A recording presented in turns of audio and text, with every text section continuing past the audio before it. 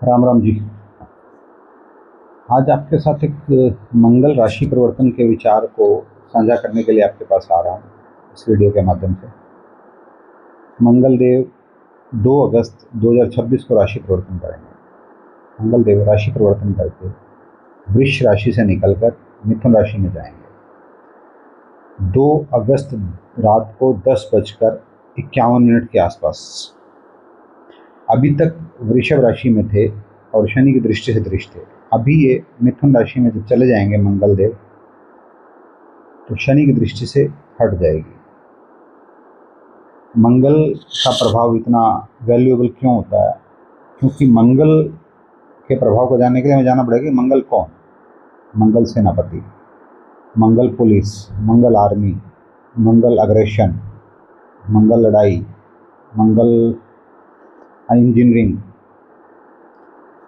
मंगल आग, इन सारी चीज़ों का, बहुत सारी चीज़ें और भी हैं, मोटी मोटी चीज़ें कारक। इसके कारक मंगल पर राहु की दृष्टि, 5वीं दृष्टि राहु की पड़ेगी। मंगल और राहु के इस योग का नाम अंगारक योग है। तो वैश्विक स्तर की बात करें तो ये अच्छी पोजीशन तो नहीं है। 47 दिनों का ये गोचर होगा, तो विस्फोटक स्थिति तो बनती है। और आगे हम बात कर रहे हैं तो मंगल मिथुन राशि में जा रहा है। मिथुन राशि के जो स्वामी हैं वो होते हैं बुध, और मंगल बुध को अपना दोस्त नहीं मानते।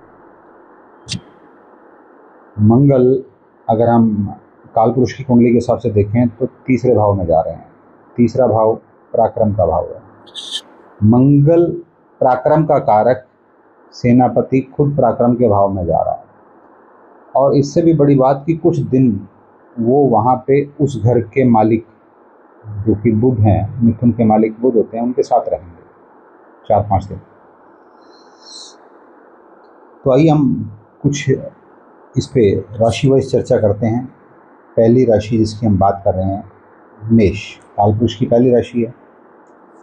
मेष लगन वालों के तृतीय भाव में गोचर, यानी कि पराक्रम में वृद्धि। पराक्रम का कारक पराक्रम में जा रहा है। मेष राशि वालों के लिए काफ़ी अच्छी पोजीशन है। लेकिन अब अग्रेशन से ध्यान रखना आपको, क्योंकि पराक्रम में अननेसेसरी का फोके फायर नहीं करने की कोशिश करना। राहु की दृष्टि है, होगा कंट्रोल करना। भाई बहनों पे अननेसेसरी का पराक्रम नहीं दिखाना। फ़ायदा कहाँ ले सकते हैं? यदि मेष लगन या मेष राशि वाले कम्युनिकेशन, टेक्नोलॉजी, लेखन, इन कार्यों से जुड़े हुए हैं तो एक ग्रोथ अवश्यंभावी है। आपके मन में वो विचार आएंगे, यदि आप कलम के सिपाही हैं तो ज़बरदस्त चीज़ें आएंगी दिमाग में, वो चीज़ें जो कोई सोचा भी नहीं होगा। अब हम मंगल की दृष्टियों की बात कर लेते हैं। मंगल की तीसरी दृष्टि, चौथी दृष्टि, सॉरी, मंगल की चौथी दृष्टि छठे भाव पर है। छठा भाव ऋण रोग शत्रु का है। राहु छठे भाव के विकारक होते हैं, अभी एकादश स्थान में है। तो मेष लगन या मेष राशि वालों के लिए एक बहुत बढ़िया सुझाव निकल के आता है कि यदि आपने कोई ऋण लिया है, किसी तरह के कोई कर्जे से परेशान है, तो शत्रु आपको परेशान कर रहा है, तो आप उस पे अपनी विजय पा सकते हैं। स्ट्रेटजी बना के काम कीजिए। लोन लिया है, उतार सकते हैं। सातवीं दृष्टि नवम भाव पर है, भाग्य भाव पर है। भाग्य में ग्रोथ होगी। ध्यान क्या रखना, बुजुर्गों से, पिता तुल्य से या पिता से अग्रेशन में बातचीत नहीं करनी है। आठवीं दृष्टि कार्य क्षेत्र पर है। जल्दबाजी से कार्य करने की कोशिश ना करें। मंगल है, एनर्जी भी है, अग्रेशन भी है, जल्दबाजी भी करवाएगा, और ये काम आप करेंगे भी सही। मैं आपको अलर्ट इसीलिए कर रहा हूँ कि ध्यान रखिए। और जो एक सबसे अच्छी पोजीशन निकल के आ रही है वो मेष राशि वासियों के लिए है। और आपके लिए जो ये कर्जा उतारने की एक पोजीशन आपको बना सकते हैं, यदि आप स्ट्रेटेजिकली काम करें तो। बात कर लेते हैं वृषभ लगन या वृषभ राशि की। वृषभ लगन या वृषभ राशि वालों के द्वितीय भाव में मंगल का गोचर हो रहा है। द्वितीय भाव में मिथुन राशि पड़ती है। द्वितीय भाव किस चीज़ का है? वाणी का, कुटुंब का।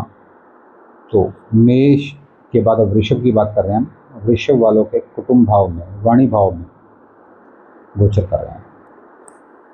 व्ययपति और सप्तमेश होकर सेकंड हाउस में, खर्चे का स्वामी बैंकिंग के भाव में, तो बैंक बैलेंस तो छिड़ेगा। दृष्टि की बात करें तो चौथी दृष्टि पंचम भाव पर, बच्चों के भाव पर, लव अफेयर पर। उम्र के हिसाब से यदि आप एजुकेशन के टाइम में हैं तो एजुकेशन ग्रास्प करने के लिए अच्छा समय। यदि आपके बच्चे इस फील्ड में हैं तो उनके ऊपर नज़र रखिए और उनको मॉनिटर करिए और उनको गाइड करिए एजुकेशन के संबंध में। यदि आप लव अफेयर वाली उम्र से गुजर रहे हैं तो जल्दबाजी होगी, आज ही करूं, तो इस पे अवॉइड करना, कोशिश करना, ये नहीं होगा। सातवीं दृष्टि अष्टम भाव पर। अष्टम भाव अनावश्यक खर्चे होंगे, अनावश्यक खर्चों से बच के रहें। अनएक्सपेक्टेड गेन्स होंगे, अनएक्सपेक्टेड चीज़ें होंगी, थोड़ा सा अलर्ट। आठवीं दृष्टि नवम भाव पर, भाग्य, पिता, इन भावों पर। भाग्य का साथ मिलेगा, लेकिन पिता या पिता तुल्य लोगों से नम्रता से पेश आएँ, बहुत अच्छा रहेगा।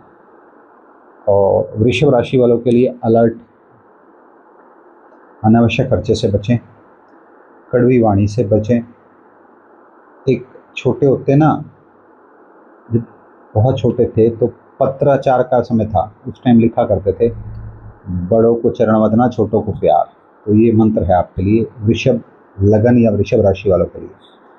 भोजन में अत्यधिक मसाले और तीखा खाने से बचें, अदरवाइज समस्या हो सकती है मुंह में भी और पेट में भी। बात करते हैं मिथुन लगन या मिथुन राशि वालों के लिए।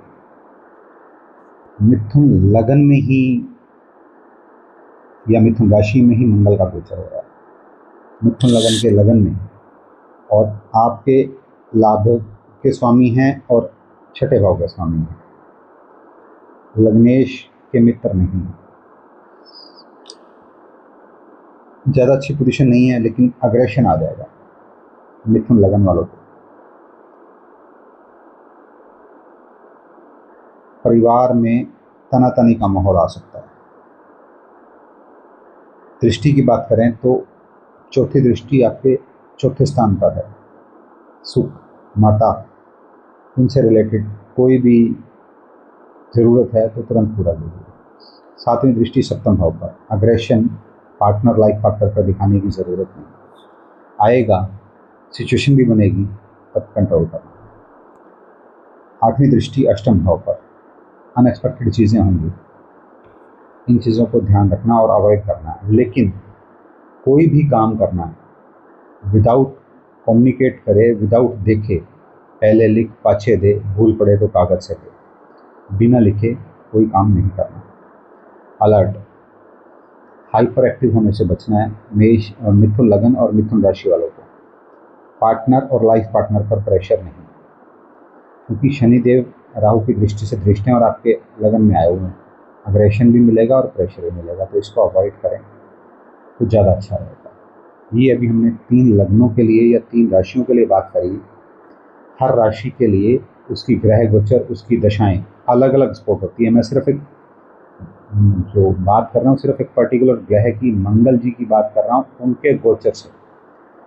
ग्रहों की दृष्टि, गोचर, आपकी पोजीशन भिन्न भिन्न रिजल्ट देती है। ये कंसोलिडेटिव व्यू है। आज की राम राम।